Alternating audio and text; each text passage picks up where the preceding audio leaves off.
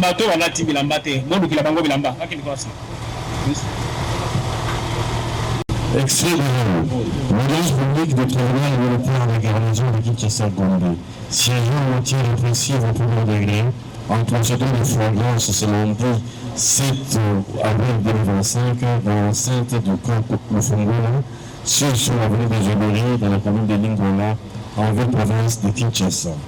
Affaire en continuation. Il est une affaire en continuation, RP numéro 2326 2025, RMP numéro 11146 NMG 25, en cause de l'unité militaire de garnison au ministère public contre les prévenus ci-après. Mondele Babi Gédéon. 2. Les conflits Michak. 3. Mulambo Mbezangolo. 4. Mobanza Mondonga Enoch. 5. Moyala Rissel Charles alias Prohibé. 6. Passo Jeudi. 7. Omoyata Amassi François. 8. Omoyeke Moka Gracia. 9. Gamba Saïd Jojo. 10. Tchangu Longo Ndunga. 11. Mbembe Messi vainqueur. 12. Lumbototo Giras. 13. Double BT Ferdinand. 14. Bekama Bouma Siméon. 15. Mounoukou Lukaya Salomon. 16. Ndolo Akwakwa Jibosi. 17. Michel Taki Pambala Inoki. 18. Botamba Koufou Orphée. 19. Nala Ilembe Georges. 20. Mukatola Malamba Sifa. 21. Molifa Molinier Laka. 22. Tumba Chimanga Silvio. 23. Bego Vulangala. 24. Maïo Héritier. 25. Chima Chimi Djavova. 26. Kabongo Marie Jonathan. 27. Bonjour Loko Sopel. 28. Mokwa Kevin. 29. Moulanga Bébé Chris. 30. Mbali Ngani Fortuné. 31. Shangani Angayo Exaucé. 32. Mpuya Kesho. 33. Abdullah Sami Israël. 34. Moulanga Moukoussa. 35. Kabemba Komandaniel. 36. Bali Magili Gilbert. 37. Bope Pongo. 38. Moussala Nikutu Darbi. 39. Babosé Badi Jean Badel. 40. Babossi Mérinde Grâce. 41. Mbaye Peja Eni. 42. Simba Konga Meshak. 43. Makaya Mata Gédéon. 44. Lingolo Ibonga Hedi. 45. Koussou Paul Enoch. 46. Feli, 48 Mbombo Kitoko Claudia, 49 Beleko Kambembe Emeline, 50 Enyeke Kongo Justin, 51 Dionga Mulongo, 52 Wemba Ngimbe Sagesse, 53 Mbona Matadi Jérémy, 54 Baba Nkombo Innocent, 55 Mukungu Bangongo, 56 Nako Nzengo Dadil, 57 Bosongo Mongote Claudine, 58 Ilonga Bayola Dom, 59 Nkemeshai Niaya Jérémy, 60 Basulu Banza Shadak, 61 Kassomo Wembo, 62 Matondo Victor Isaac, 63 Mondele Pambe Achille, 64 Bankale Gradin, 65 Bongo Baté Fastani et enfin 66 Chomba Itoro. Prévenus 2, oui tous de terrorisme, article, pris par les articles 156, 157 et 158 du Code pénal militaire. Fait à Kinshasa le 31, le 7 avril 2025, l'UMB, Sansonnet Patrick Lajon, préfet le siège. Merci, monsieur le greffier de ce jour.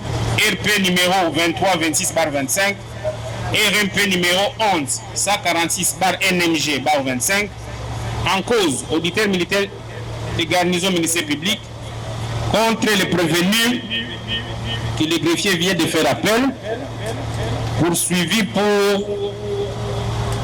terrorisme. Maître, vous avez la parole pour faire acter vos différentes comparutions.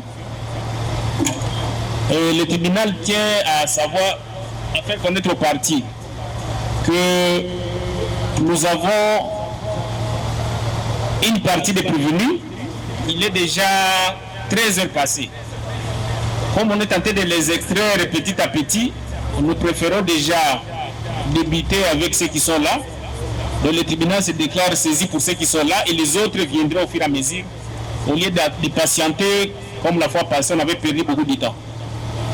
Alors veuillez faire acter vos comparutions pour que nous puissions continuer l'instruction. Monsieur le Président, comme vous avez dit, mon client n'est pas encore ici, il viendra, mais j'ai comparé. Oui.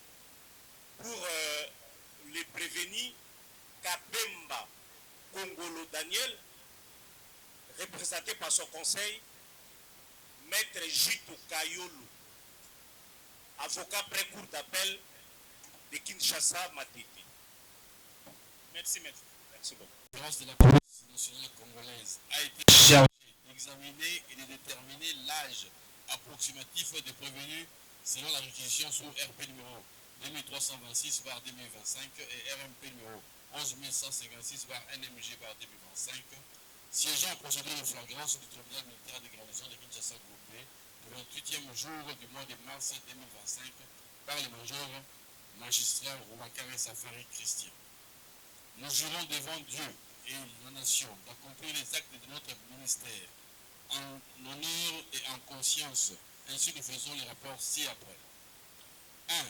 Effectif, 27 personnes de sexe masculin. 2.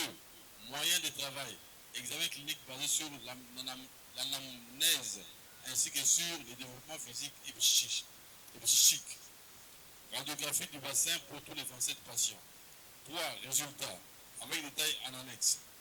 Tous les 27 patients sont en bonne santé apparente.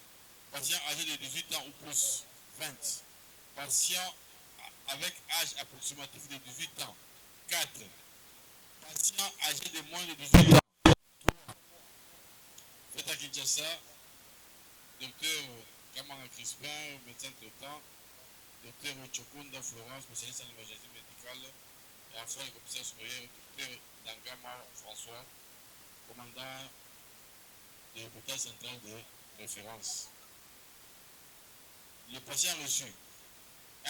Bankale Gradi, 2. Bazoula Lukoso-Pierre, 3. Bego Vangala, 4. Ekofon Vozulu, le Chac, 5. Ilonga Bayola Tano, 6. Kabongo Mayo Jonathan, 7. Lessi Mambembe vainqueur, 8. Lokatola Malamba Sifa, 9. Lemenuku Lukea Salama, 10. Mabanza Enoch Mundonga, 11. Malamba Lukusa exaucé, 12. Mampouya Kesho, 13 Mayo Héritier, 14 Mbaya Mouteja Elis, 15 Mbombo Matadi Jérémie, 16 Mbombo Vitoko Claudia, 17 Mondeli et Pambi Achille, 18 Moufa Olengelaka, 19 Mukenge Shaibouya, 20 Moulanga Bebe Chris, 21 Timba Konga Shadrach, 22 Tumbachimanga Silvio, 23 Omeyata Amani François, 24 Omeyata Loka Grace, 25 Paposé Badi Jean Bedel,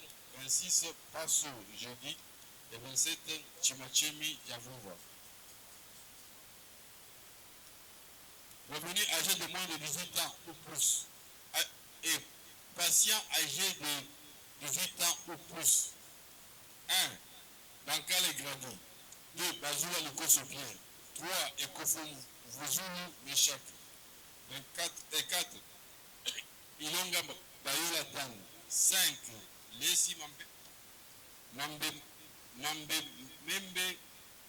vainqueur. 6. Lumenu Kouloukia Salomon. 7. Mabanza Enoch Mundonga. 8. Malamba Lukusa exaucé. 9. Mayoyo héritier. 10. Mboma Matadi Jérémie. 11. Mbombo Kitoko Claudia. 12. Mondeli et Pambi Achille. 13. Moufa Olenge Laka. 14. Mukenge Shai Mouyaya.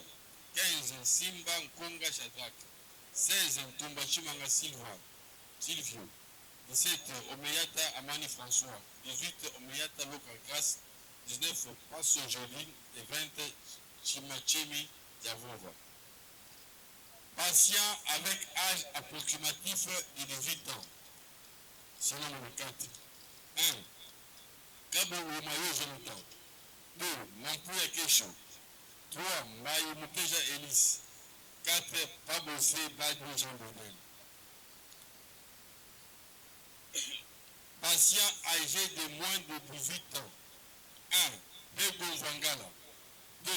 Lokatola Malamba Sifa. 3. Moulanga Bébé Chris. Notez bien, les patients Lokatola Malamba Sifa a une hernie inguino-scrotale droite avec hydrocèle. Fait de Kinshasa, commissaire principal, Dr Kamana Crispin, médecin traitant, commissaire supérieur adjoint, Dr Rochoko Navura, spécialiste en imagerie médicale, commandant second, l'hôpital central de référence, et commissaire supérieur principal, Dr Dagama François, commandant l'hôpital central de référence de Mufungula. Constat. La majorité des patients reçus présentent des lésions dermatologiques d'origine parasitaire probable liée à l'hygiène. Suggestion, assainissement du milieu carcéral et veiller à l'hygiène corporelle et vestimentaire. Le tribunal met ses rapports au débat.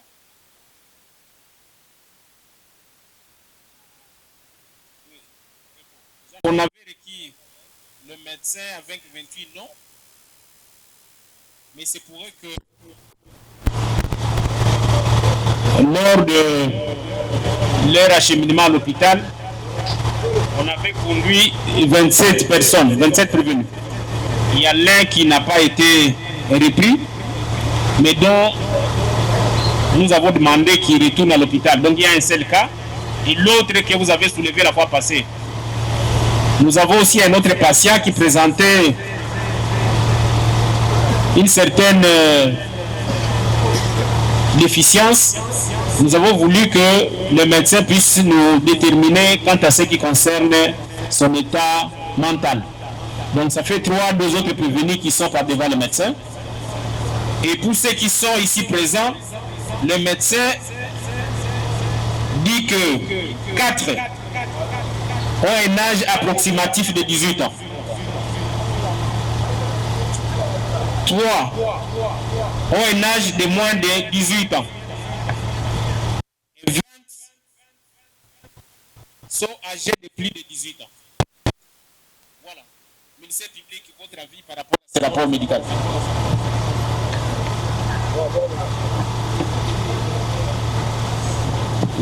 Oui, est-ce que Que le ministère public va d'abord. Oui, oui. J'allais signaler quelque chose, votre honneur. Oui. Votre honneur. Précipitamment, ça peut échapper à la défense quelques éléments qui peuvent aider, notamment à éclairer la religion du tribunal de Seigneur. C'est lui qui a fait. Photocopier pourquoi? Parce que nous sommes en flagrance. Hein? Le rapport est là, si vous voulez le consulter, après le ministère public, vous le prenez. Hein? Vous allez l'examiner, s'il faut lire, vous allez lire. D'accord. Oui, ministère public. Au médecin, pour déterminer l'âge de 27 prévenus, prétendument mineurs. Et il résulte, Monsieur le Président, de ce rapport, comme nous venons de le suivre, Monsieur le Président, sur les 27 prévenus déférés par votre tribunal devant le médecin. 3 seraient des mineurs. Et le médecin, Monsieur le Président, si nous nous référons à son rapport médical numéro 019/2025,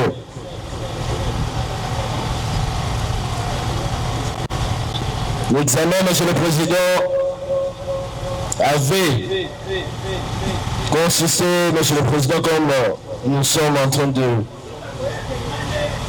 le constater, Monsieur le Président, à l'examen clinique basé sur l'anamnèse ainsi que sur le développement physique et psychique. Ça, c'est le point 1. Aussi, de la radiographie du bassin pour tous les 24 patients. Il se dégage, Monsieur le Président, du rapport sans beaucoup de démonstration, Monsieur le Président.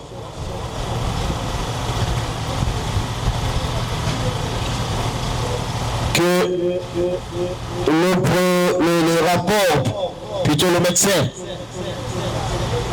n'a pas démontré à suffisance, Monsieur le Président, cet examen d'anamnèse. Ça, c'est pour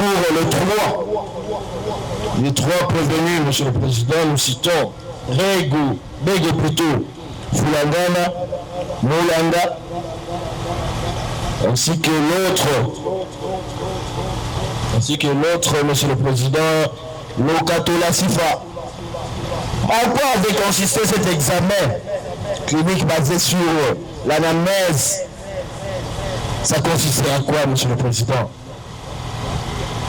Et directement, il conclut sur leur minorité. Certes, le médecin, c'est un homme de l'art.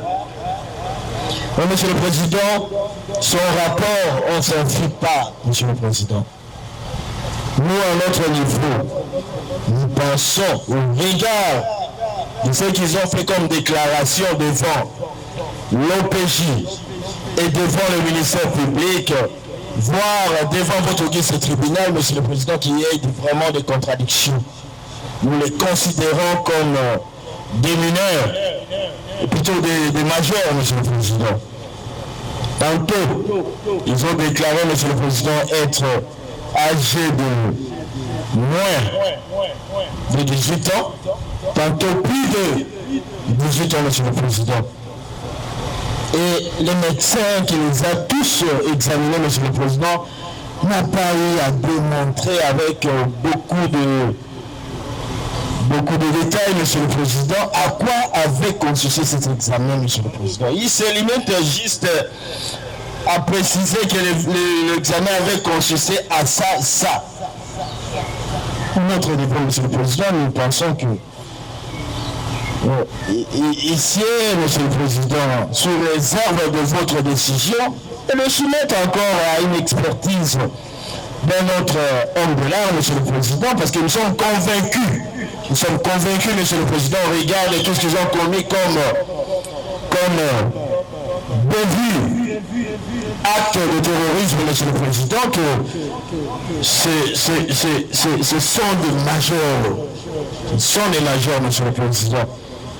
Donc, les considérer comme mineurs, Monsieur le Président, nous sommes vraiment, ce sont des majeurs. Ça, c'est un, au regard des actes qu'ils ont commis. Aussi, Monsieur le Président, des déclarations qu'ils ont faites sur leur identité. Contradiction, Monsieur le Président. Contradiction. Donc, ce qui nous concerne, Monsieur le Président, des éléments de la composition, un examen, une expertise autre que celle faite par le médecin de ce rapport s'avère très important, Monsieur le Président. Donc, bref, nous ne considérons pas pour les autres revenus, soit le 25, nous pensons que le médecin a bien compris qu'il s'agissait là de majeur. Mais pour le droit qu'il a considéré comme dominant, Monsieur le Président, vu tout ce que nous venons de développer comme argument, Monsieur le Président, nous pensons qu'il faille que votre ce tribunal le soumette à une contre-expertise et vous allez vous rendre en évidence que ce sont des majeurs. Nous avons dit, monsieur. Merci. Je peux dire puisqu'il y a 7 plutôt, les 4 qui ont été déclarés d'avoir un âge approximatif de 18 ans et les 3 qui ont été déclarés mineurs par le médecin, ils auraient donné lors de l'identification ou de l'audition devant le ministère public des dates de naissance qui seraient des mineurs. Alors, lorsque le tribunal a dressé cette liste, c'est sur base de l'identification de chaque prévenu. Et cette identification, le tribunal a tenu compte tant des déclarations faites devant les OPJ et celles faites devant le tribunal défaillant.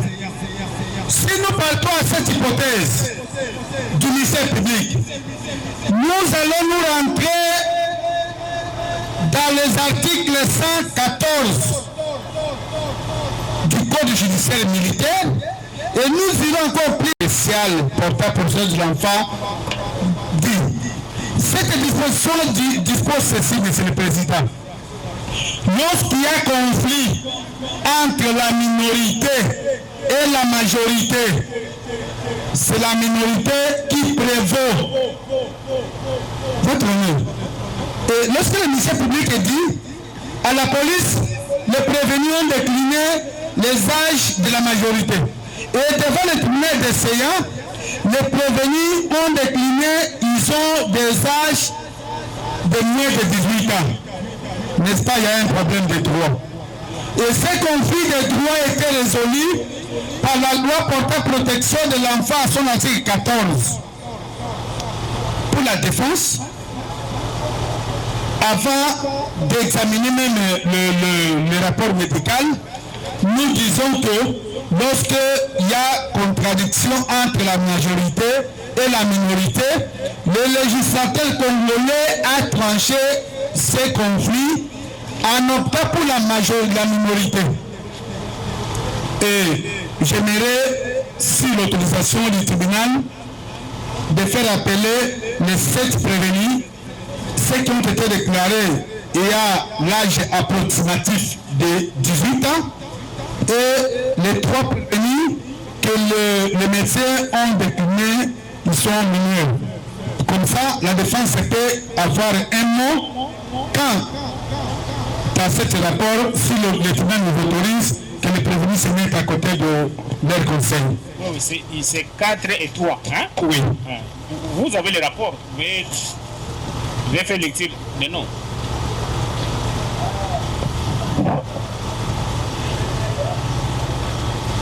Merci beaucoup, Monsieur le Président.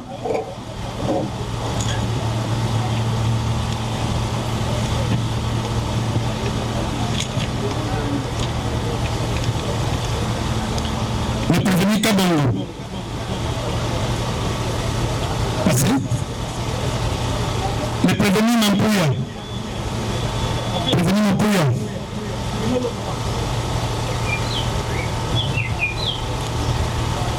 Prévenu Mbaye.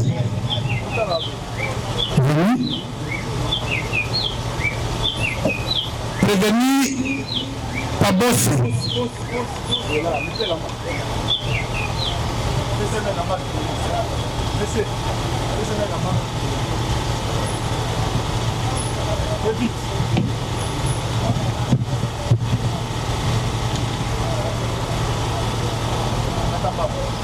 Prévenu Lokalotala. Prévenu Moulanga. Monsieur le Président, distingué juge, organe de la loi, j'aime toujours dire l'événement que j'ai rencontré au palais de la justice. Monsieur le Président, j'étais de passage. J'étais assise devant le palais de la justice. J'ai trouvé une vieille personne, une vieille dame qui passait. Et cette dame m'a approché. Il m'a posé une question. Il dit, maître, vous êtes avocat? J'ai dit oui, je suis avocat. Je cherchais parler de la justice. Monsieur le Président, j'ai regardé cette vieille dame. J'ai dit à la dame, voici, parlez. Mais la justice, je ne sais pas où elle se trouve. Pourquoi j'ai dit ça, Monsieur le Président? Puisque je connais que la justice se trouve entre les mains du juge que vous êtes. Votre main, les 4 prévenus, même nous qui ne sommes pas magistrats et médecins, envoyant, Monsieur le Président, ce sont les 4 prévenus qui ont été déclarés ayant l'âge approximatif de 18 ans. Même si on demandait à quelqu'un qui n'est pas médecin comme moi, je peux conclure que si nous avions, si ces enfants ont été examinés sérieusement avec des examens médicaux appropriés, ces enfants ne peuvent pas être déclarés et à l'âge approximatif de 18 ans. Donc, d'après l'esprit de ce rapport médical, les enfants, les 4 enfants ici, je dirais, n'ont pas encore atteint l'âge de 18 ans. C'est l'esprit du rapport médical, c'est l'esprit de médecin. Il dit que les 4 enfants n'ont pas encore atteint l'âge de 18 ans. Ils ont un peu l'âge comme si 18 ans. Mais il y a des tâtonnements. Mais nous rappelons que les médecins déclarés avant l'âge approximatif de 18 ans, Monsieur le Président, pour la défense, ce sont des enfants mineurs. Même si le tribunal peut constater avec la défense, puisque comme nous avons dit tantôt, devant les évidences, mais c'est le résultat qui justifie tout. Monsieur le Président, quant aux enfants, quant aux 3 autres enfants que les examinateurs ont précisé qu'ils sont des mineurs, votre honneur, même quand vous jetez un coup d'œil, vous vous rendrez compte que ce sont des enfants qui n'ont pas encore atteint l'âge de la majorité. Même si on faisait une contre-expertise de votre honneur, même si on les amenait dans des spécialistes, ces enfants seront toujours déclarés mineurs. Et en conclusion, quant aux autres prévenus, il s'agit de Bankele Gradi, Bazula, Kilof Pierre, Bego et votre honneur, au lieu de me répéter, les 20 autres prévenus que les médecins ont déclarés avoir l'âge de la majorité pour la défense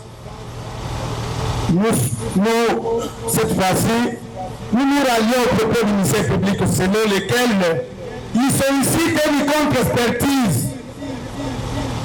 Pourquoi la défense, à propos de 20 prévenus, il sollicite une contre-expertise? Votre honneur, les examens ont été faits d'une manière superfétatoire. Les médecins, je dirais, ils n'ont pas réussi à faire des examens qui peuvent indiquer avec précision l'âge de 20 autres mineurs. Mais si le tribunal d'essayant estime que la contre-expertise n'est pas nécessaire, mais néanmoins pour la défense, si j'ai au tribunal de se référer aux déclarations de prévenus, les prévenus ont décliné leurs identités et leur âge. Et dans le PV d'audience, même dans les différents procès-verbaux de la police, il y a ceux qui ont déclaré l'âge de la minorité. Il y a ceux qui ont déclaré d'avoir l'âge de la minorité. De quelle magie les médecins examinateurs ont prouvé, ont étayé leurs convictions en les octroyant l'âge de la majorité. Avec quel examen? L'examen physique? Non. Ce n'est pas la première fois qu'on fait les examens du genre. Nous connaissons des personnes atypiques et qualité de rendre une décision saine. Votre honneur sous réserve d'être complété par le collectif, mais néanmoins, la défense émet des autres, les 4 qui auraient l'âge approximatif de 18 ans et les autres, la défense confirme que ce sont des enfants mineurs. Et si j'ai à votre guise tribunal de décliner sa compétence pour les tribunaux pour enfants, puisque à ce jour, allez outre cette décision, votre honneur, nous sommes confiants que le tribunal ne pourra pas passer outre sous réserve d'être complété par le collectif que nous avons dit. Oui, merci. Mathématique, lorsqu'on nous demandera de trouver la réponse sur 7 plus 5, ça va nous donner 12. Mais alors, s'il y a 13, ce n'est pas ça. Si nous allons à 13, ce ne sera pas la bonne réponse. Je voudrais ici demander à votre vice-tribunal de mettre ensemble les 4 qui ont été déclarés à l'âge de la proximité avec les 3 mis à part comme mineurs. C'est supposé que les 7 sont des mineurs parce que nous n'aurons pas à vérifier leur âge. Je dis, même s'ils restaient 24 heures, 48 heures, la réponse ne nous donnera pas 18. La réponse nous donnera moins 18. Donc, ils sont mineurs. Et j'insiste, je viens de renchérir ce qu'a dit le confrère. Pour faire voir à votre vice-tribunal que, en ce qui concerne le cas de 7 prévenus devant vous, ils sont mineurs et votre tribunal est compétent de statuer sur leur cas. Alors, il sera clair, et selon ce qui est prévu dans la procédure, d'orienter les 7 enfants devant vous dans un tribunal d'enfants.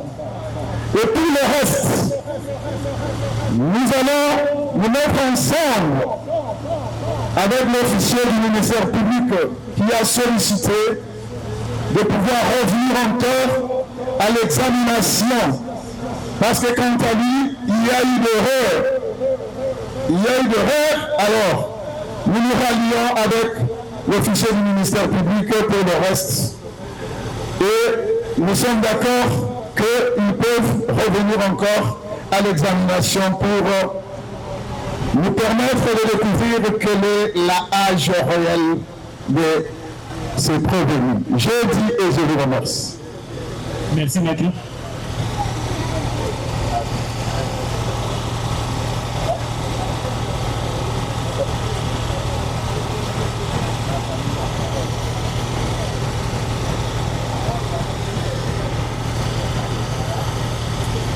Le tribunal va devoir se prononcer.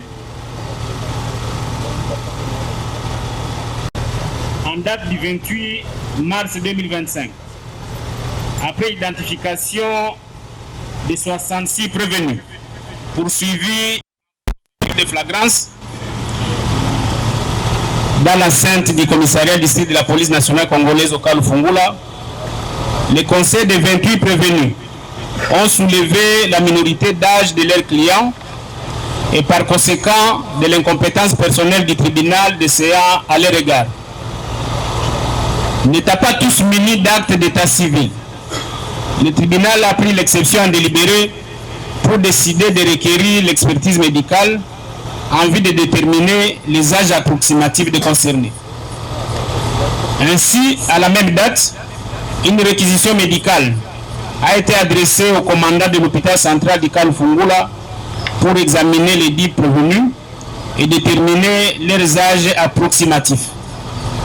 Il s'agit de prévenir ci-après Ekofo Mvoluzu Meshak, Mabanza Enoch Mundonga, Pasto Jeudi, Omeata Amani François, Lesi Mambene Vainqueur, Luminungu Lukaya Salomon, Lokatola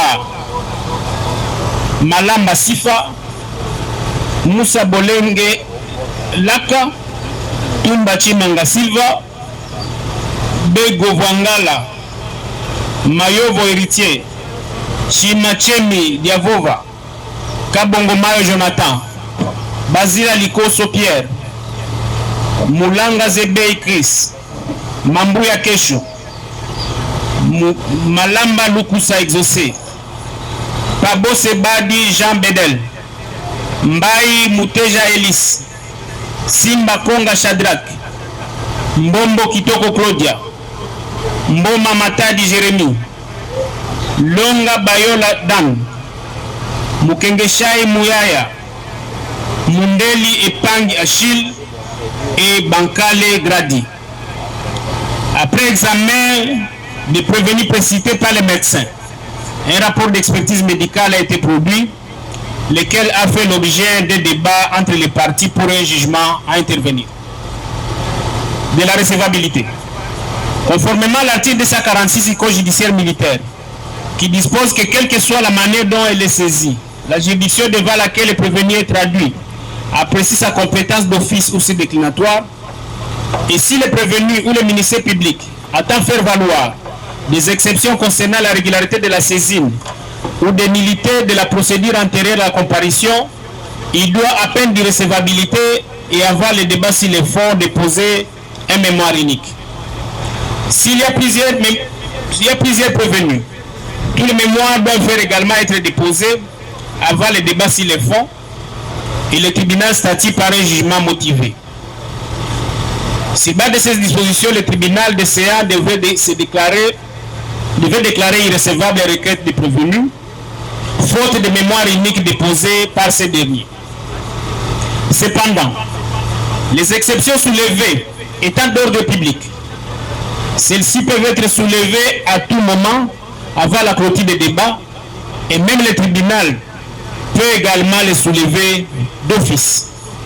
Ainsi, le tribunal dira recevable les moyens évoqués par la défense des 28 prévenus relatifs à son incompétence personnelle. De fondement. Abordant les 10 moyens, le conseil des 28 prévenus allait que lors de leur identification, tous les incriminés ont donné chacun sa date de naissance. Il ressort de leur déposition que ces derniers sont âgés de moins de 18 ans. La conséquence est que tous les prévenus, état de mineurs, doivent être jugés par le tribunal pour enfants, et c'est conformément à la Constitution et la loi portant protection de l'enfant à son article 14 et même 113. En faisant l'étude du rapport médical, la défense soutient que le médecin a déclaré que 4 prévenus ont l'âge approximatif de 18 ans et 3 autres mineurs.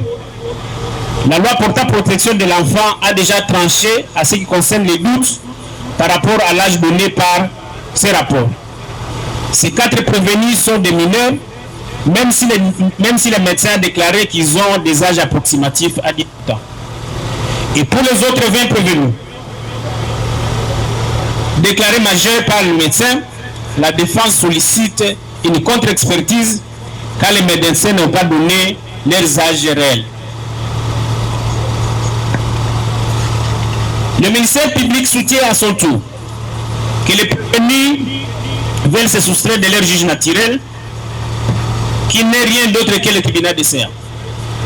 L'accusation soutient que ces prévenus qui se réclament des mineurs n'ont aucune preuve de leurs allégations. Ainsi, pour être départagé, le tribunal avait recouru à l'expertise médicale, mais en faisant l'analyse de ce rapport médical, il ressort que le médecin n'a pas démontré en quoi il consiste le rapport d'anamnèse concernant les 3 prévenus déclarés mineurs. Le médecin n'a pas donné les détails. Il faut par conséquent les soumettre à une autre expertise médicale pour démontrer qu'ils sont majeurs. Aussi, il faut prendre connaissance des faits mis à charge de ces incriminés poursuivis pour des faits graves qui ont déclaré leur vrai âge. Le tribunal note que les 10 prévenus ont été soumis à l'expertise médicale conformément à la loi. En effet, l'article 167 du Code pénal congolais prévoit que l'âge de l'enfant pourra être déterminé notamment par l'examen médical à défaut de l'état civil, à défaut d'acte d'état civil. S'étant ainsi soumis à cette exigence légale, le tribunal considère que les 3 prévenus sont déclarés mineurs, ainsi que les 4 autres pour lesquels les doutes persistent, et c'est conformément à l'article 110 de la loi portant protection de l'enfant. Par ce motif, faites présenter les hommes. Par ce motif, le tribunal militaire de garde des prévenus 6 nommés, vu la Constitution de la République démocratique du Congo du 18 février 2006, telle que révisée à ce jour, vu le Code judiciaire militaire à son article 246 et la loi portant protection de l'enfant à son article 110, disant droit, le tribunal dit recevable et partiellement fondé l'exception des compétences soulevées par les prévenus. Se déclare incompétent à l'égard des prévenus Bego Vangila, Lokatola Malamba Sifa, Mulamba Bei Chris, Kabongomai Jonathan, Mapuya Kesho, Mpati Mutesa Elis et Pabo Sebadi Bebel. Se déclare compétent pour juger les autres prévenus et ordonne l'instruction quant au fond à ce qui les concerne. Réserve les frais. Ainsi jugé et prononcé à l'audience publique de ce lundi 7 avril 2025, à laquelle siègent les membres de cette composition avec le concours du capitaine magistrat Ngoï Poche, premier substitut de l'unité de garnison, et l'assistance du major Mouyembe Sansanya, Patrick, greffier du siège. Arme au pied. Au commandant police d'audience, avec les S2, capitaine, commissaire principal. Ayabe. Zoa ba 7 prévenus oyo, tokozongi sabango et pas auditeur militaire, na décision oyo toti kozwa. Donc tribunal oyo kosambi sabango te. Merci.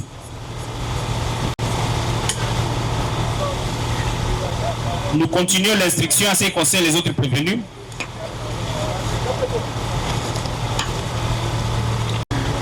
Moki mama téléphone. C'est ça va bandozi la batu ba obele.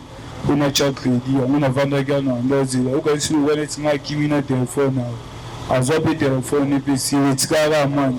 Na basenga amande $200. Ngamuna na sala no sirage. Ngamuna na journée na zwana kana. Et Sili papa. Au lobby Ozaki na victoire 18h. On a donc une numéro maman. Voilà la victoire. On a libanda. Tu futa à deux. Mon futa pas ça là la côté de côté à Maki. Ils a placé. Mon victoire na zoli la Bible. Na séana. Na kata ko bien na veranda. Kata ndako de chantier côté de là to la Maki. Bino na banane. Aba masanga de sanga ba musira côté de simbisa bilo ba lwa de ko et puis si 2000 francs bilo ko na 1000 francs au monde to là et pas na bino zawa et pas kusana na mabo ngaba si ko téléphone ba to koma jina maboko na inde adi comme ça ma salama numéro ya téléphone tegema peut-être ba na bimba abi pepa buso tegema mazala na numéro na mutute téléphone na charge mo passe sona na pesa bima ka ino ga ni tasuna na tezo bima mama bunu bosula na ngalo ona bina tinga bina na usubira mo ga na te comme ça jina pour avoir mon crédit après ça téléphone na sina ça na téléphone que bina mama buso après ça téléphone na kina na godo na check crédit ko ta vina sina te ka masama na kuta ba to be na bitu na ba na na kiti ba to ba na suko na to na mama pe na ko da na be ne ga na kini na telefone na ga zin na ra soda ya vina musu ba kuna ba mete security na be soda na ba zama azini na ba pe ko kuta na telefone na zama kama sanga ku fonda kanisama kuma ba manda ba pesa ndolapo namona asala no sirage kama na kasi na timi la pamba la kuma na moto fona ko nsa na timi fona beta insi no besi no mwasi na timi ko na ndo bi na kimba na biso ndi ka pe atando la ati yo soko sala ki logo te balinga basenga mbongo te moto ibaki eloko nai aye kufunda ya baba masa na maboko kama aji na mai yo zobenga camarade mais alobi te keza camarade ya lobi yo salaki bambeba oyibaki oyibaki te boyebani ndenge masa na ngai biso ko ya maki ali ya netimeri ndina na biya ba masa ko wala na ba ona ko est-ce que oyebi ndenge ozokisaki ye non tikala ta bundaki bino bundaki te tikala ta bundaki ya lobi bozalaki na ye oyibiye tango o réclamer eloko na ye betie libanga tikala ta bundaki na ba soda ba ba emutikama ba biga wana gomi da na mo ta na wido zudo na biso muto tika na constitution na data basi mama da pesa na lata amama oyebi Mangongo Jean.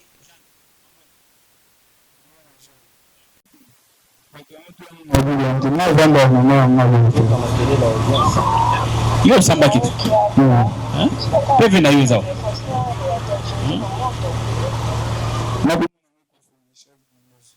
Ufanda kana olobie pana bino zana ngaba. Na veni louvo. Parce que yo samba kitu. Moni PV na yo utamba yiku aite bobo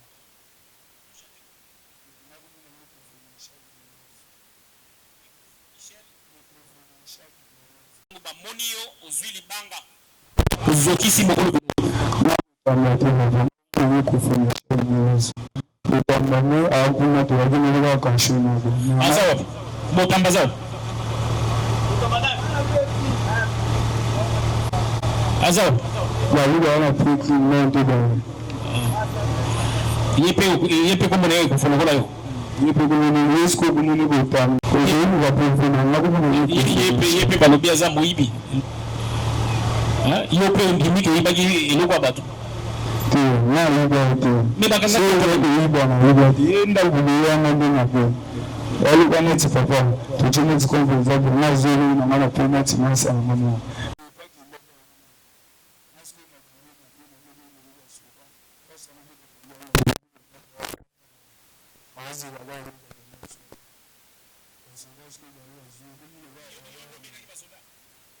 Yondo benga kibasoda. Yondo benga kibasoda. Benga kibasoda pone. Allah bana tsinaki. Ila victoire, hein? Uzana ndako. Uzaisika ufanda na baboti nako. Babamba na nchi. Sio kubanda ndenge ni banda ulala na babalabala. Pandake bozana ndako. Baba ngabo bwana na ana bwaza. Mama biso school aindi kapo. Yango ndego salotika ye. Okala na victoire. Parce bayenda yasema na asema ni bamu chaque vendredi même tunatsindika ke akesema sema yasema bamboni na maison sikutegema jour ana totika ile wana sala na massage na sona bimina vraiment ma kombe na kina na ndako ni na loki na mandako nfisi ndo na sona ndo ndo yango na ministère public auditeur alo bino bino musala na bino eza koyiba kozwatu siège après que tu vas quand même la maison avec lui na mafia siège pour na mwana na sala na siège boto yokai auditeur azawana topesi maloba okoyoka ndenge ya koloba officier du ministère public vous attendez comment les prévenus est en train de tourner sur téléphone voilà nous sommes le venu ni téléphone on les a nani masala le banda ki boni bakanga yo pour la téléphone ya moninga na comme ça, tu vas continuer de vendre le risque. Après ça, tu travailles pour continuer. Il y a ça là, je me vois ça là, tu as soit de lundi, soit de jour, soit de vendredi, soit de jour, gâti lundi. Faut que comme ça, même de me donner pour le vendre lundi. Parce que le maman a besoin. Tellement kabini kudina kenda kana na kenda vile kutafuta tebele na watu wasumba na sana bwana na pina fandika na kwa na vitengeneza ya watu wa sisa apena vile na simu na data maji na ndika na telefoni hadi distance na mpaka kwa sababu ndio kwa kwa nyuma huyo pesa chunga na sana chunga kwa ukimina telefoni kwa na ukimina telefoni ndio sina kiona na cha credit na sura mama mwisho kuna nani mwana mwana sote na mtu defu depuis na qui manque na tena kwa mwisho na bwana mwisho lakini mwana suicide bali mwana magogo na bwana mati na kumina kwa papa na kumina kwa mama sana mama huyo kimanga telefoni tuni papa na kwa mimi na wewe kwa mimi na soka kwa paska kwa kuta mali na soka mimi tena ndio sunda kwa kwa mimi. Donc, c'est tout l'année, madame. On a dit que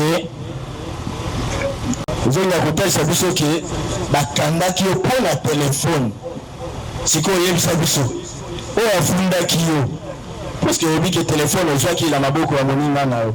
Et ça, mon ingana, on a qu'il qu'on dénonce, pas il y a la police. Oui, papa, à quel niveau on a eu des téléphones qui m'ont est-ce que moninga na yo kofo bolozo meshak moninga na yo oyo ndenge ozotalisa wana ke osengi telefone pour luka ocontacter mama na yo akoki susu kobalukela yo ake kofunda yo na la police est-ce que c'est normal baba school passe na vandagi peke mope na ndo be TVG isala le bana tsima le benda yo e peke school na sema mama akansi le bana tsima ina kimi na chongo bon il s'agit sur de la version na wana pour le piaza moninga na yo tangela biso kombo ya moninga na yo parce que obi moninga na soko za moninga na soko soyeba esika nini ya vandi adresse réelle complète tangela biso kombo ya moninga na yo zo le bakosinga ki téléphone si na yango abalukeli yo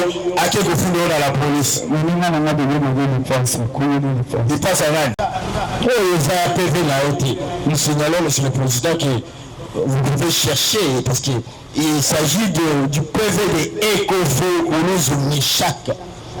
Vous avez dit qu'on s'embaki. Voilà.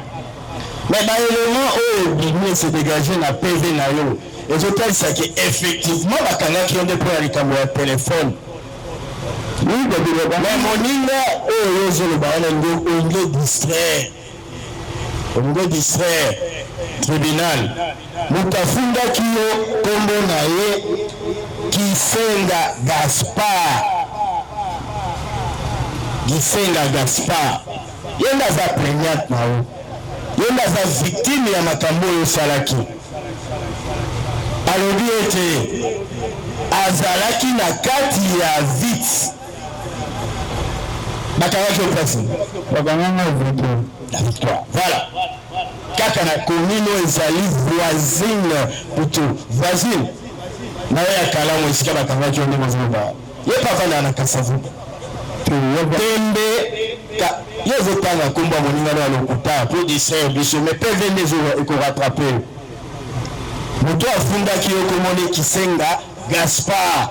Yo kama loba contre yo.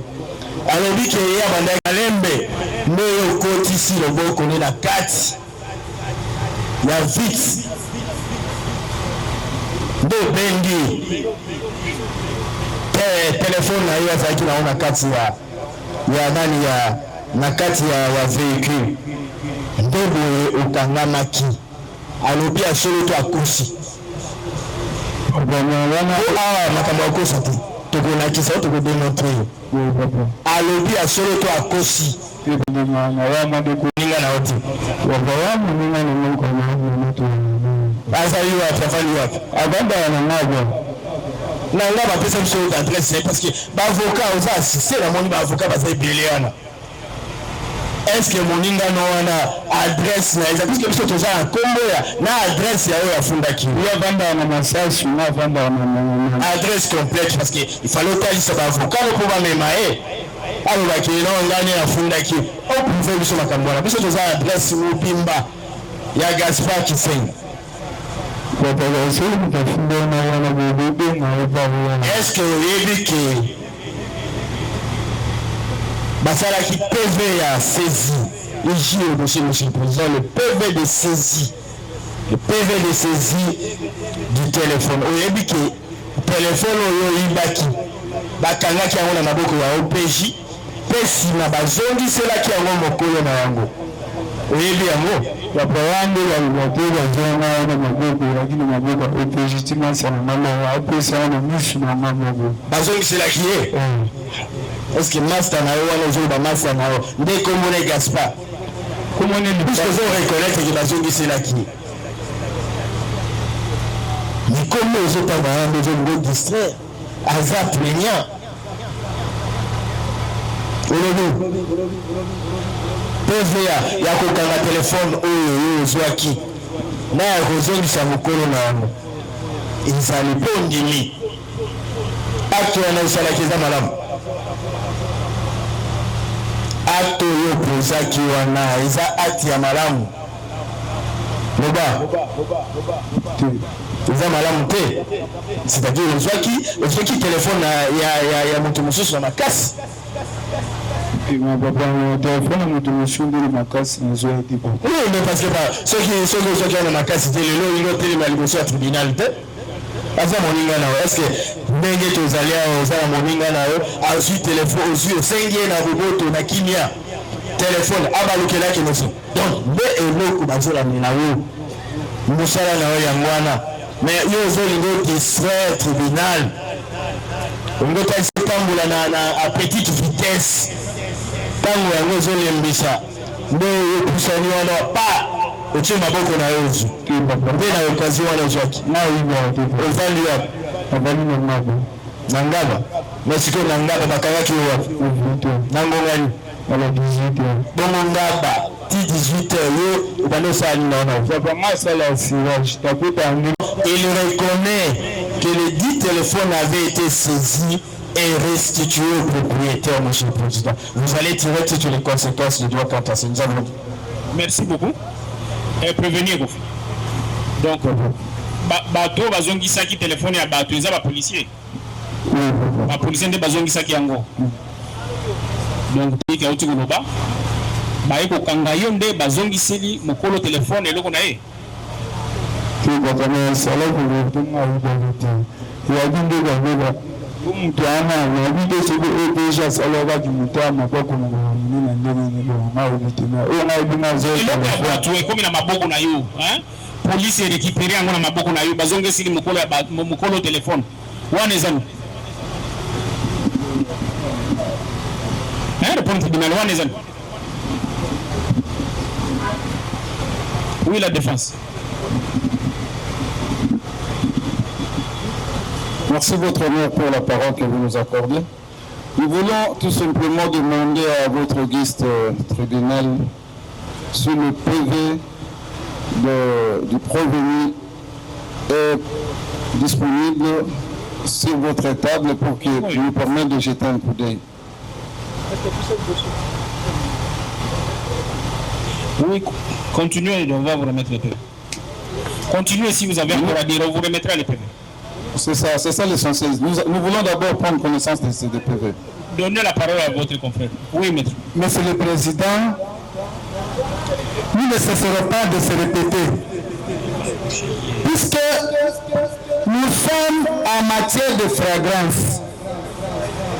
Nous sommes supposés découvrir le fait ensemble, et le prévenu, et le ministère public et le tribunal.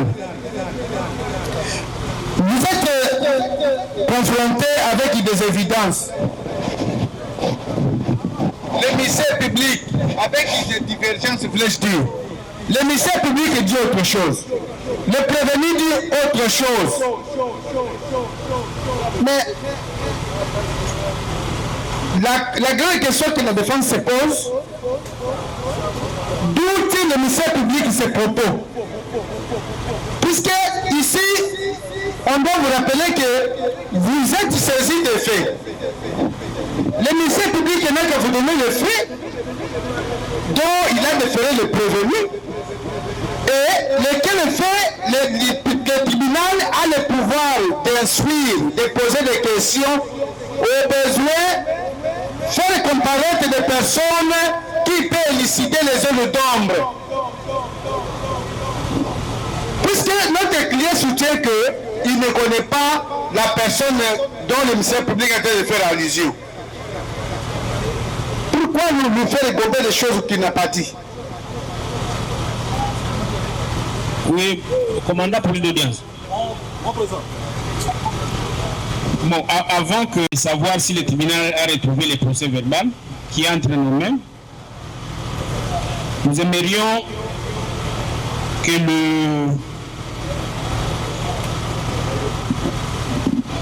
le greffier fasse lecture du procès verbal à la connaissance de tout le monde. Votre honneur.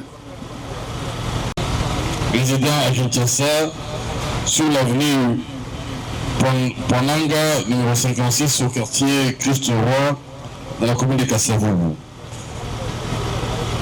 Question.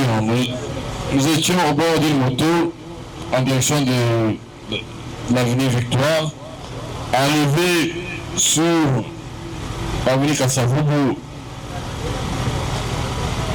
au croisement de Bobo Kabaka, et derrière un taxi de couleur jaune de marque Vitz Toyota. Nous avons vu M. Ekofo Meshak voler les téléphones à l'intérieur de ces véhicules, roulant à faible vitesse suite à des trous sur le tronçon de Kasavubu. Et ces derniers vont fuir en notre direction. Nous l'avons loupé pour descendre et les poursuivre à pied, jusqu'à ce que nous l'ayons intercepté. Nous l'avons intercepté au coin sur l'avenue à proximité de lieu de l'infraction.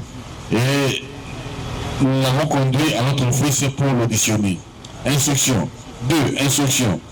Monsieur Koufomechak a comparu devant nous et a reconnu tous les faits mis en charge à l'absence de la victime Gaspard Kisenga, que nous avons pu localiser par le numéro de téléphone de sa femme, car celle-ci ne veut pas verrouiller son téléphone.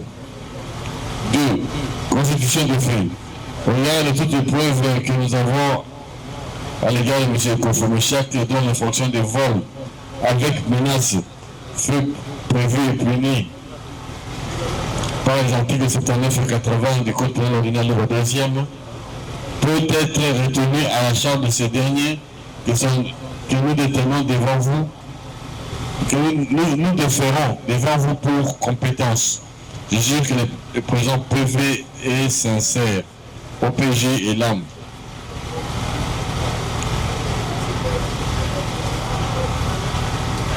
Procès verbal de saisie d'objet. Nous avons saisi un téléphone Itel Android avec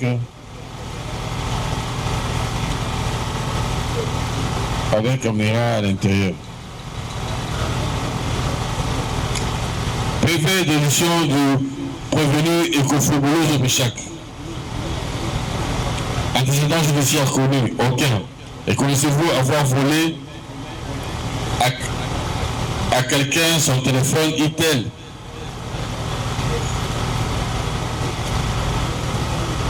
Sur l'avenue, sur Kassavourou et Popo Kabaka. Oui, je les reconnais. Pourquoi avez-vous fait ça? Ma copine avait accouché hier. C'est ainsi que je cherchais l'argent pour l'assister. Savez-vous la part de vol? Savez-vous, le fait de voler constitue une infraction? Oui, je le sais. Autre chose à déclarer? Non. Après traduction faite, le suspect signe avec nous le présent PV. Audition maintenant, PV d'audition de la victime, Kisenda Ndongo Gaspard, lequel déclare devant nous, lorsque nous déclare de parler en 23h40, j'ai venu du travail, je suis passé sur l'avenue ex 24 novembre pour acheter de Ubanga bangote. So mona tianjila biyaila ngaya binas wamoni ngala mbongo babutu. Yo banga bangote na butu yo moko. Abanga butu na tambula ati wala ba vendisa na lala.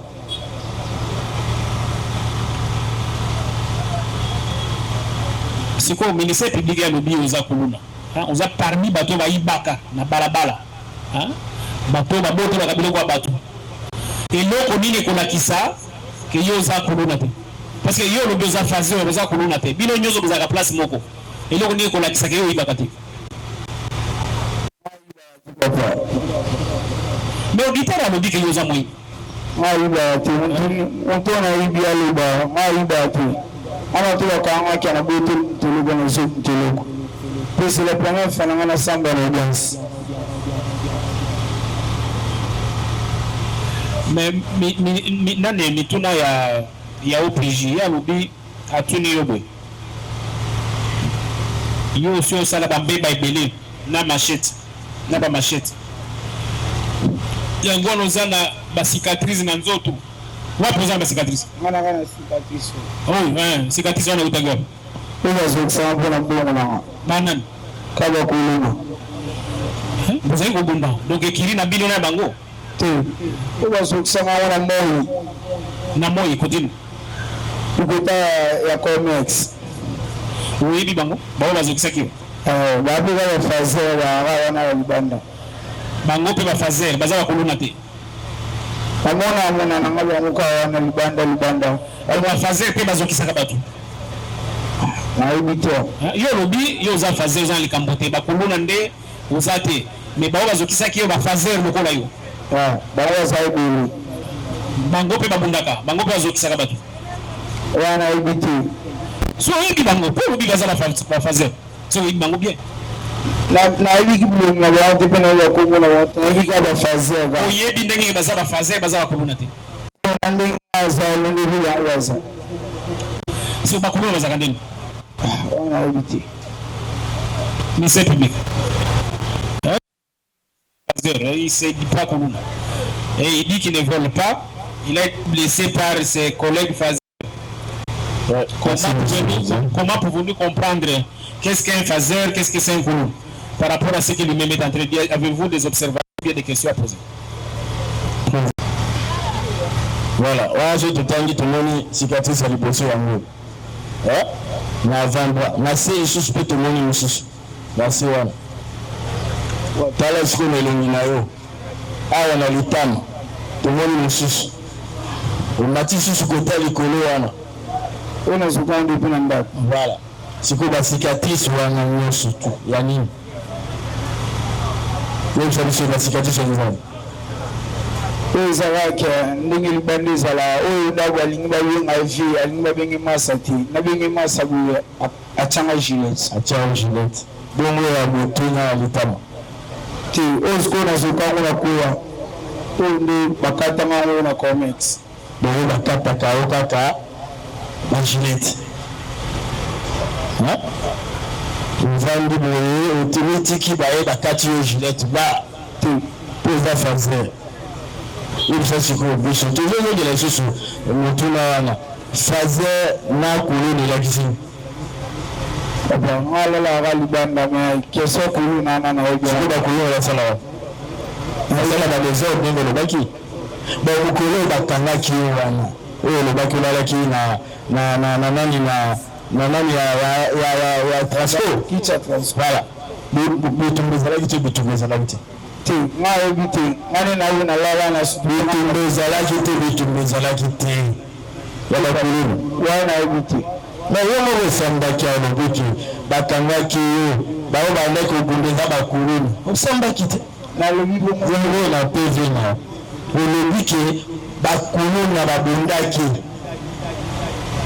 lobibo na lobike ngaza kululu na te pa reconnaissai ke bakululu na babundaki wana ebite ngabakama olobaki yango soki tembe bavukani bakotanga bakokonstate ke olobiki bakulu na babundaki ye olobi eza kuluna te mais pourkui bayaki kaka kokanga ye wana ebite bakangaki bakangaki ye moko parce que ezalaki kuluna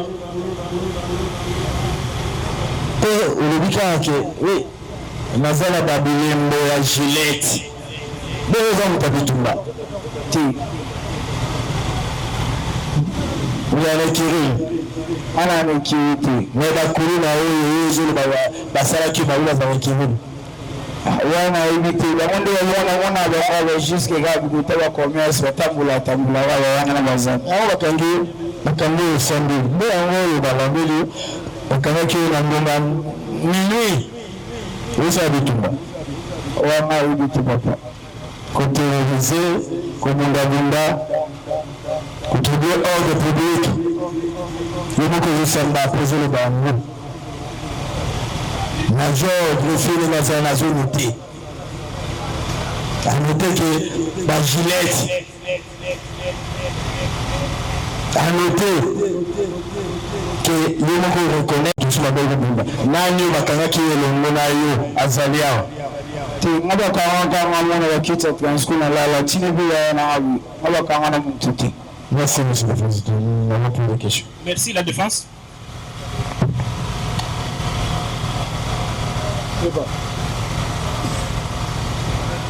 Monsieur le Président, ici, la défense veut soulever quelque chose.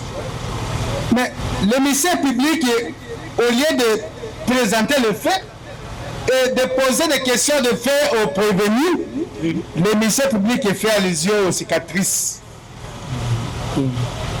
qui se trouvent dans le corps du prévenu. Oui. Qu'est-ce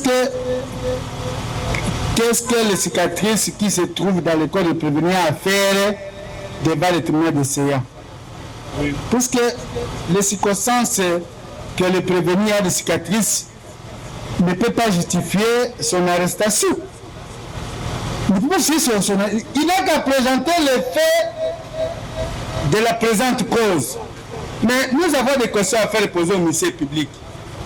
Oui. Parce que cette fois-ci, on ne comprend plus rien. Oui. Est-ce qu'il y aurait bagarre? Et c'est suite à ces bagarres que les prévenus seraient arrêtés. Oui. Mais que le ministère public nous dise, les bagarres il y a entre qui et qui, puisque le prévenu ne reconnaît pas avoir participé à des bagarres. Les bagarres auraient eu lieu entre qui et qui, et pourquoi pas on n'a pas arrêté ceux qui se sont bagarrés. Merci. C'est une première question. Oui. Merci, monsieur le président. Nous avons compris la question. Du ministère public, nous avons monsieur le président. Merci beaucoup. Prévenu Bakal. Tokobenga yomba la mususu, hein?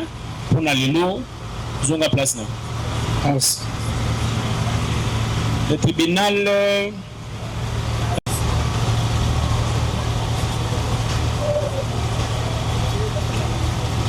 avancé.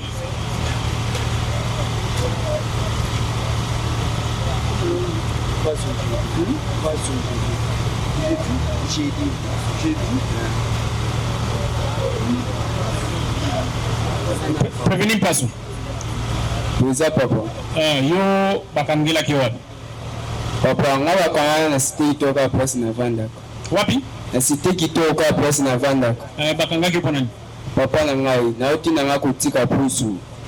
Awa tozaba papa te, awa za tribunal, hein? Na uti kutika pusu. To na uti tso kutika so pusu. Na uti na zuka ntia mai pana sukola. Oui. Na sipo sukola na pakoli pe mafuta. Ika banda ukeza banda mwaba mike mbuma muri makasi. Na zuna ngope mbali kula pate ba vendeze.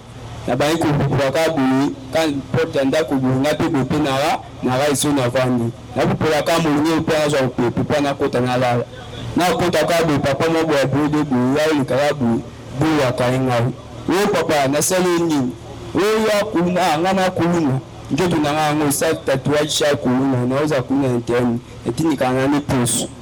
Naza kuna nteni ni notoke kuna dotoke na binga toki pe kuna bandu kuna ba masi na pe tina wao pusu kuna na musiba wo ba kainga wo sa ni lote ndio ba moki maka susata batuni asali ni wo na tika na bomba yana bongo bulbe na tongo tiba mwa ko to depuis le cadre tiri Isaïe ngongani ba vendeze bakanga ki au 22h. Vendeze ya yugo babu na kusukisa o na kuchelu suti ba 1h nanda ko na bisho Baki na yo bongo.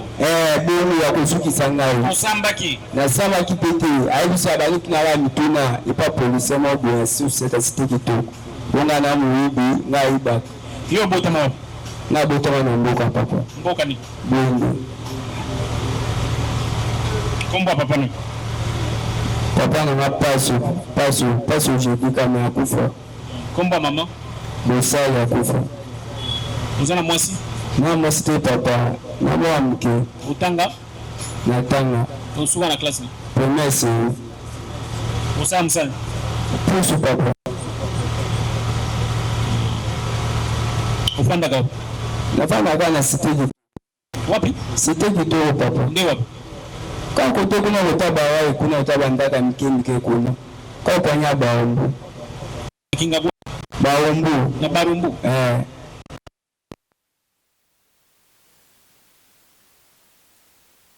Ndio mara bale tuna mituna kaka. Pepo tuna mituna. Kaya ngoka. Pepo tuna mituna au répondre. Kukusela ama kambi wapi pevi. Awa toko sela yo. Tozo tuna yo pozo répondre, hein? Papa. Batuna kiyo. Hein? Toza na PV na yo awa. Batuni yo, bakangeli yo wapi? O nandaku abandeko na ngai. Nandaku abandeko na yo. Baba masa na bisu tulala. Desi ka bakangela kiyo. Ngongani. Ba vendise na ye papa kuna. Ngonga nini ndeto tuni yo. Ba vendise. Nandaku wana uzaigo sana. Nenda kwa ana. Ndaga biso bangi bayo tutimika puso tulala. Eski bango zaki na kati. Bawa zana kati na sona vaso libana. Yo rubina ndaku. Mena kati ndaku kape mena ndaku bina libana na rai na vangi. Na mutuna wa batuni yo. Eski yebindenge kota na ndaku wa batu. Undimi wi na kota ki na ndaku wa batu. Eza ndaku wa batu.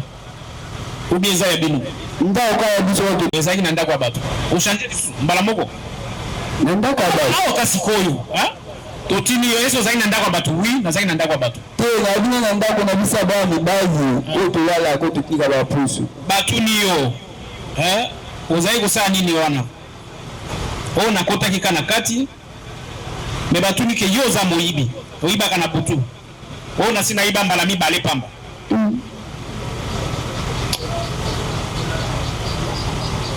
oyiba nini batuni wapi nde oyiba olobi na kingabwa oyiba na bakamarade na yo na bamaster na yo wana ozoloba oyiba 3 téléphone 2 techno android na moko ya marque Itel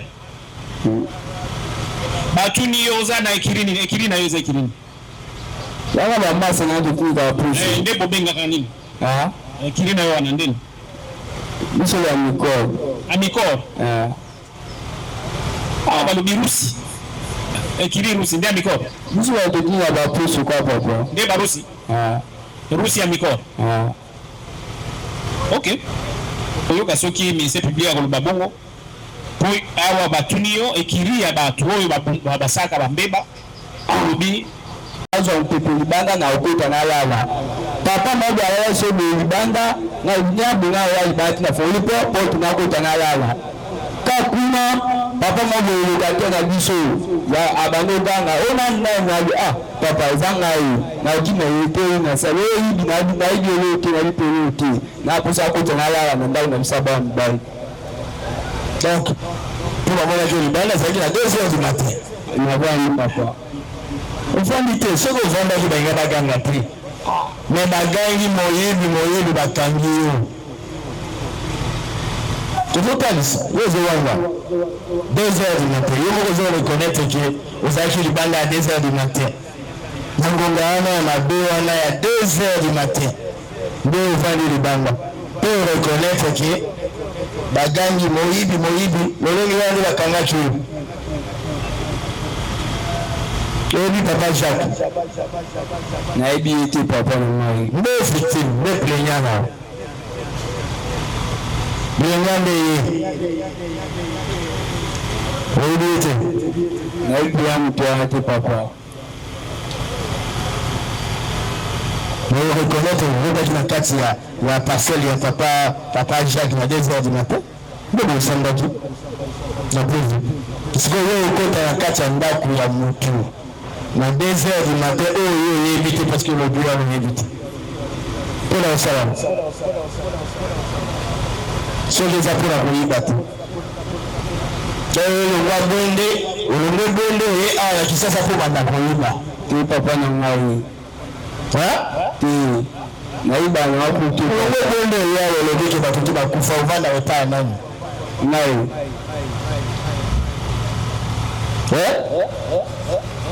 papa na ngai navanda mpe bakamarade na ngai totika bango pusu donc olongwe bonde oye Kinshasa nde bandi mbala moko koyeba yayibaka te papa oyebaka ngai combien de fois ngai papa na ngai nabakanga te première fois na yango osambaki olobi bakanga deja mbala mibale papa nayebi otalisa oke yo wana ozwi soki oyaki na moyen nini soki na bwatu soki na nini oyeti okiti kaka mpo oyiba bango bakanga yo olobi basi bakanganga mbala mibale papa nde motema mabe abangoka na deputikala po oyibaka telefone batelefone misato tribunal atalisi na mosusu mibale nayebi eloko te papa bamasanga natika bango pusu papa eki oyo otala ekombo bainvisible na bato mosusu totika voilà otangaki te monsieur le président il vient de dire de préciser que il appartient à l'écurie invisible ce qu'il a cité même dans le PV si le greffier peut noter cela otangaki écurie olobi invisible oyebi sur écurie Russie Reçu, voilà. Naïda makambo yake papa. Naïda makambo yake écrit invisible. Mukoze écrit invisible nena. Yaba ndeko na zuko pinga ba oba ba pousse papa. Invisible ni écrit za invisible comment? Mais azaka c'est-à-dire bato basala makambo ya molili. Azaka mele bamona na bango te le ya yibi pa limwake. To tama wa ba ya sini pousse na be pousse to. Inspiration na mo pese écrit na bino invisible. Mais ça comment ya moto comment ya moto mais siko quand le président tunaki yo tanga bakombo ya bato tanga ki invisible te point mais azaka mali na ngai bon otangi siko invisible donc babakisa bakombo oyo lobaki wana babakisa pe invisible yo wana oza ochange olobi tantôt eza écrit invisible tantôt moninga ya bino oyebi pe Meshak. Oui, Meshak. Oui. Wale kinao. Azale kinao. Oui, il peut Sylvain. Après ça va bon ici. Pardon? Après ça va on a une Sylvain qui est tamabi. Oui, kaka invisible ali Meshak. Tuza la toi ici papa nanga. Na ba o tanga ki boso. Wana ngashi ko bakisi ni bali. Invisible na Meshak. Mais là on tanga kitango président tunaki de kiri na bino papa ngauna makabo kutu na eba na kutu kumefa na isaka yo kama lamu ha tak binale tunaki yo ha ba master na yo to yo bien visible te to lobaki oyibi Meshak te mais awo oti ko lobaki oyibi bango o mususu nde oyibi te Sylvain yango wana papa bizaka misa to pamba oto tinga pusu si nani pesa bakombo na pesa ka papa peshi kuna pesa wali susu na ebisi toza madeshe awala ba kala tutoka ba mboka ka ko yala utinga ba puto ngota bo visi ba mbote aleki ya pusu na pena aleki awo uti ko yiba bango na mutuna tribunal libosoro bage yibi bango te pa wana ba kaba to buta ba onde ko na ndeko na utimbo ka to ko so masa bo kuna ndeli bia papa. OK madame, merci monsieur le président. OK. La questions ou des observations en fait.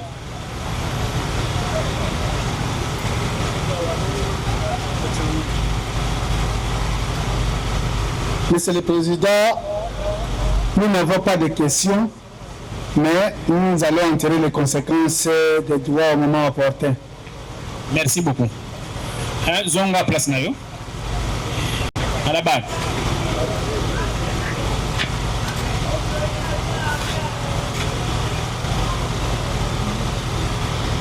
Lesi. Pesa kombo na yo. Mambembele sous vainqueur. Nani? Mambembele sous vainqueur. Mambembe Lesi vainqueur. Yo bakanga kiwa. Wakanga kacha maliwa nalo. Hoteli. Na presse 24. Na presse 24. Ah. Ngonga nini?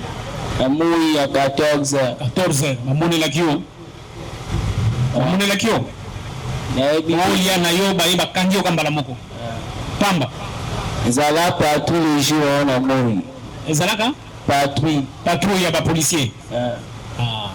Mo basko pona ni bakanga kio. Fo yeba pona nini? Si batu musu bazalaki meyo bakangio. Wakanga biso bibili bisuda ya tika wa. Pona nini? Na ebiti wapo. Yo saka msana. Na sirager. Sirager. Utambola na ba sirage. Usambaki? Na sambaki ukishina ngapa sana baba. Me awa tuzape na PV yangu. Kulubaki ni? Atuna ngara papa na mama. Na godo na vandaka. Oui. Na suwa kanginga ni isidi. Mutuna liboso d'abord. Batuna kiyo. Basi bakangayo mbalaboni. Réponse pesa ki. Na bagi bakana ti.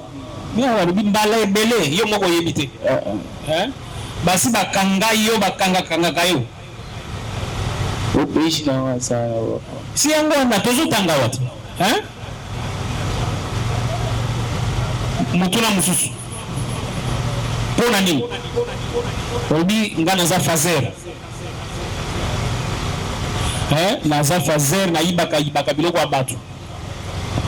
Wangona. papa nganga kacha malio anawalia depuis le 13 mars. Amoi yewa yana nga tubala bisala biswa tika ba. Mituna mususu batuni yo.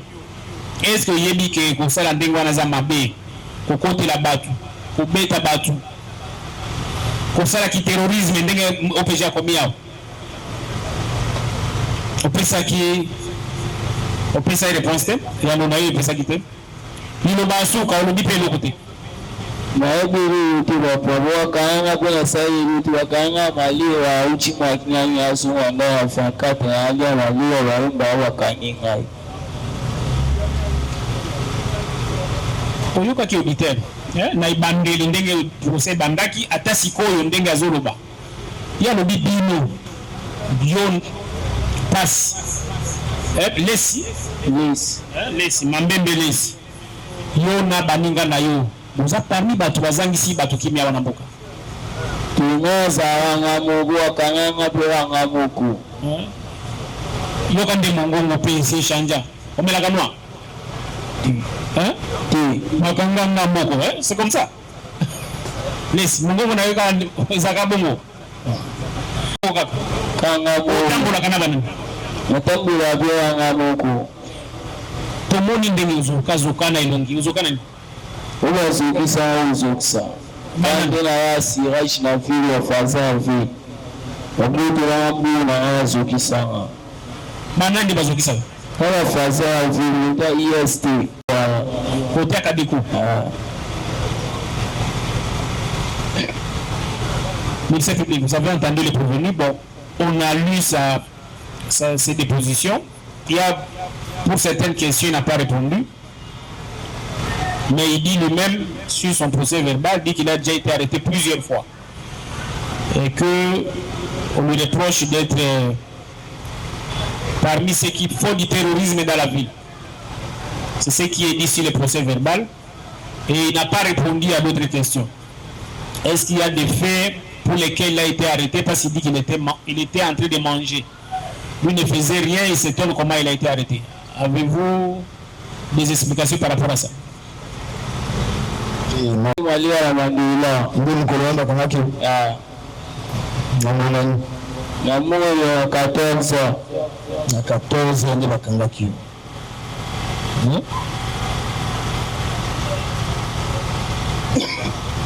Siku lobiki uza faise bapara bazabi wapara mama biso akufa papa zala polisi bona kisasa uzaka yomoko wana papa siku yo papa zali ibandi boni papa zali yo kende ko se retrouver na barabara papa za sio atinda sibuko nolobia wasiko ki papa zali akana papa papa mtazaliwa eza baleki kongo kali kimoko adresse zao adresse na limba bongo leki na pourquoi ya a se retrouver libandati yana mwamka wa 5 ans donc yo le kosi okomi mkolo ndo lobi tika yake na barabara eloko ni ya malonga yo na barabara yo bisabiso leki na yo aza kunatika ni nani atia na linda ya alors kwa nini yo boyi kutika na yaya na yo oninoza na barabara pona kuganye nini tala olonginombeleko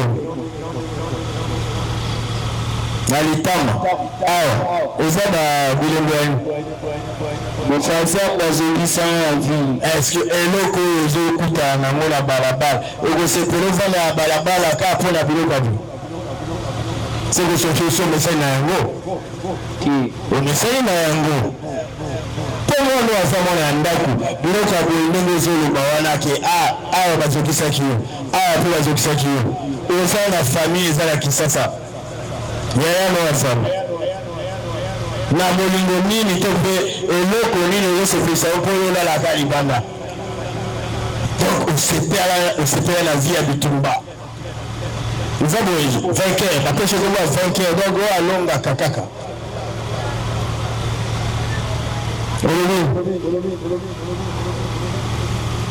olobi nini olobi ki bakangaki yo na restaurant lakisa biso banani lisusu bakanga bao na restaurant a nani bakanga ngai moko na restaurant na aliabitumba tala bilembo yango ezolakisa yaya kaka yo maloba oyo ezosamba nde ekolanda yo nde ekosalaki ntango bakovanda bakokanisa balobi ye alobaki kaza ya yaya aza mpe ya bandeko mais pourquoi andemiaki novanda libanda na balabala andima ete nzoto na ye ekoma na basicatrice nete obai komona siki osepelaka na vi wana ya bitumba nde bakangaki yo moko osambi olobi bakanga yo mpo na baacte ya terrorisme eza na pv mais olobi bakanga yo sala prison mpe bakanga yo mbala mpo na baacte ya terrorisme c'est-à-dire koyiba bato bitumba nde makambo oyo esalaka libanga bwana mpe atia ya lubango ti pv ezaliwa baavocat no bakomi pana so bakosolo makambo merci la défense.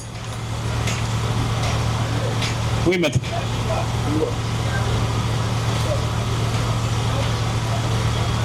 Votre honneur, Monsieur le Président, entendre le ministère public, il ne possède rien comme preuve. Parce que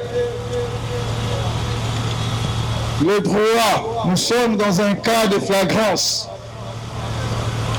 Lorsqu'on parle de flagrance, on s'attend à des preuves palpables. C'est-à-dire, nous l'avons trouvé en train de voler. Il a volé quoi? Il a volé la montre. Et nous avons la montre comme preuve. Mais jusqu'ici, depuis que nous sommes là en train de suivre, il n'y a pas une preuve démontrée par le ministère public. Beaucoup plus, il est à la recherche, il est dans les enquêtes, donc comment des infractions. Le détenu prévenu dit qu'il a été appréhendé quelque part. Il peut peut-être être précédé d'une mauvaise réputation, mais ce n'est pas ça la raison pour qu'il soit appréhendé. Quelqu'un peut avoir volé hier et aujourd'hui cesse de voler. Et vous n'allez pas l'arrêter parce qu'il avait volé hier. Et hier, il avait volé. Et c'était fini avec les cas d'hier. Mais les cas actuels, même présentement, il n'a pas volé. Je ne vois pas la vraie raison ou bien le vrai motif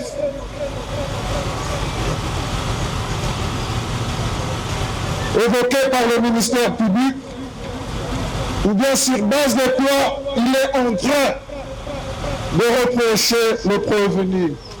Il parle que tu es connu d'eux. Il y a des cicatrices. Nous ici peut-être, moi j'avais connu un accident. J'ai des cicatrices partout dans le corps ici. Mais je n'ai jamais été une fois à Koulouna, ni bagarreur de machette. Ce n'est pas ça qui prouvera que nous sommes peut-être Koulouna, non. Il faut qu'il y ait des preuves. Vous avez peut-être y attrapé la personne avec une machette, ou bien il y a quelqu'un qui s'est présenté devant vous, disant que voilà, le monsieur tel a utilisé la machette pour me blesser. Et il y a la plaie, il y a les preuves.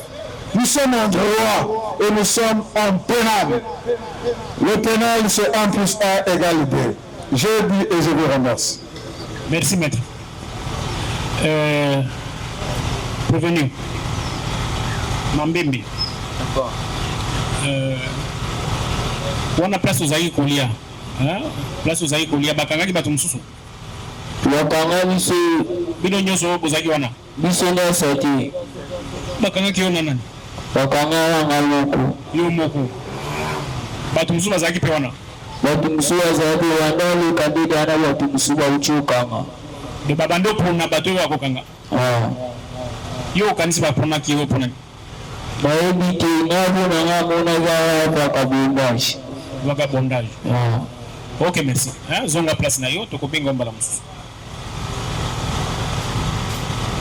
Prévenu